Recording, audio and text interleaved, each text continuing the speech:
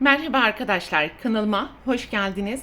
Bugünkü videomda pek çok farklı projelerde değerlendirebileceğiniz küçük tığ işi karelerin yapılışını anlatacağım. Umarım sizler için faydalı bir video olur. Anlatımını yapacağım küçük kare motiflerini istediğiniz renk kombinine uyarlayarak ortaya çıkartabilirsiniz. Modelin anlatımını yaparken koton iplik kullanacağız. Tığ numarası olarak ise 2 milimetre ile motifleri öreceğiz. Hazırsanız haydi motiflerin yapılışına başlayalım. Modelin kurulumuna beyaz renk ile sihirli halka yaparak başlayalım. 3 adet zincir ve halkanın içerisine 2 tane ikili trabzan,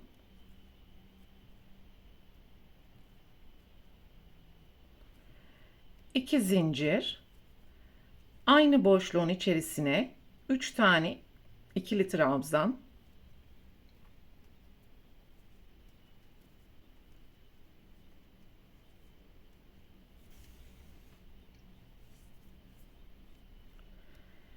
2 zincir, boşluğun içerisine 3 trabzan,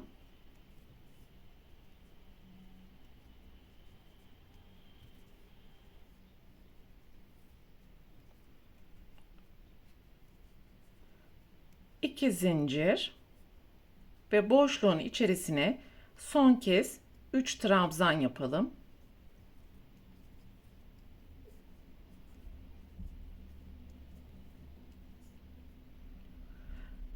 Toplam 4 tane trabzan grubu oluşturmuş olduk.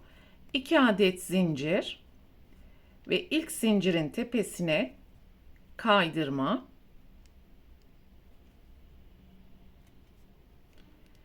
bir zincir, ipi burada keserek sonraki renge geçiş yapalım.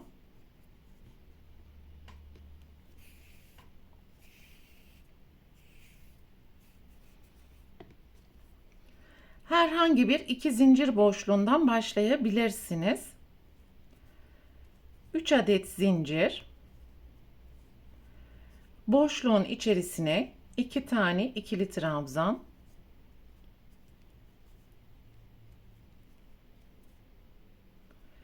2 zincir, aynı boşluğa 3 trabzan,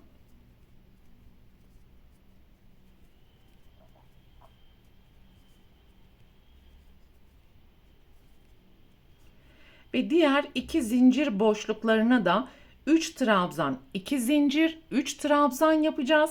Her köşe arasında da bir zincir ile geçiş yaparak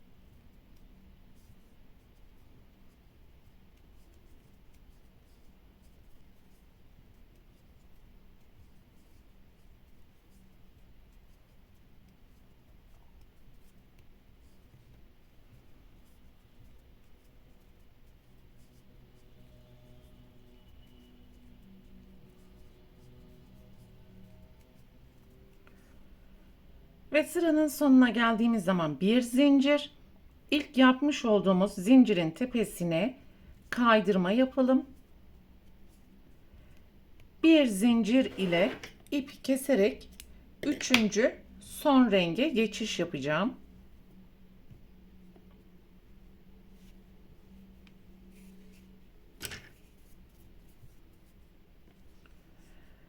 Herhangi bir köşeden başlayabilirsiniz.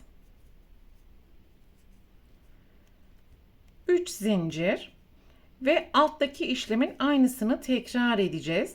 Öncelikle ilk köşeye zincirden sonra 2 trabzan, 2 zincir, 3 trabzan yapalım.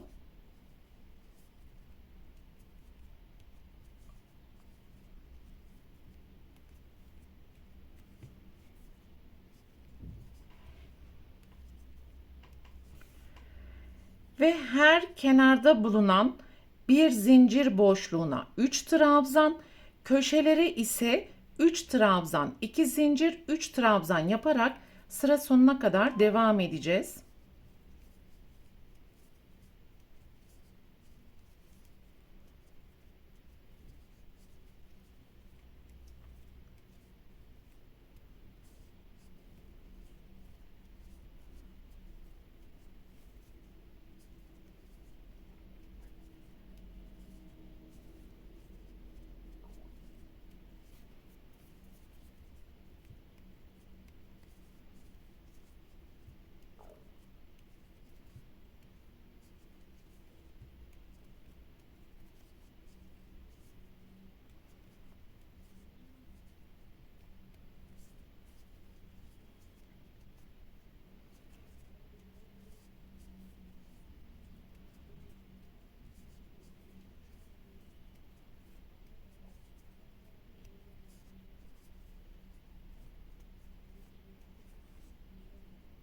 Sıranın sonuna geldim. Son kenara da 3 tane trabzan yaptım.